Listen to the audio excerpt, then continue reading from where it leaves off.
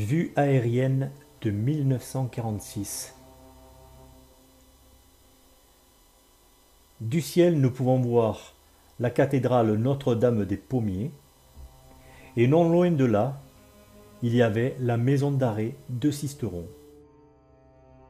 La minuscule prison de Sisteron, comme la plupart des prisons de sous-préfecture, ne survécut pas au décret de loi du 23 septembre 1926, condamnant ainsi toutes ces petites prisons de France.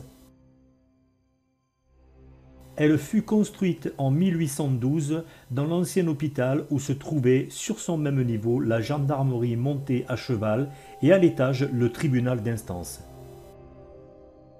Les locaux de la maison d'arrêt ont laissé place aujourd'hui à la poste de Sisteron.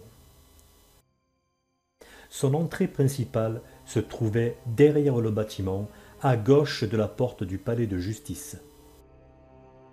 De nos jours, la porte est condamnée, mais son encadrement est toujours là. Sur le linteau est gravé « Maison d'arrêt », badigeonné d'un ciment.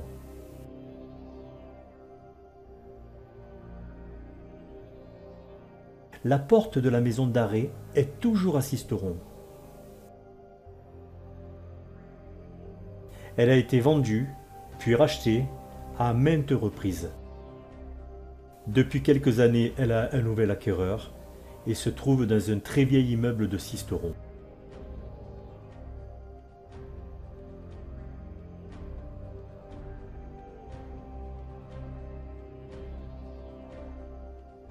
À gauche, en bas de la porte, il existe encore un fer en forme de U pour se nettoyer les chaussures pleines de boue. Voici un plan de masse ayant servi à sa construction en 1812. Nous allons le détailler. Lorsque vous rentrez par la porte principale de la poste aujourd'hui, eh bien, c'est comme si vous entriez dans les cachots. Ils étaient au nombre de 2 à cet endroit-là. Mais il y en avait aussi un troisième, ici. Il y avait une prison, les latrines, les WC de nos jours. Il y avait la salle des prisonniers de passage. Et les détenus qui étaient là avaient certainement droit à la promenade dans la cour, le jardin.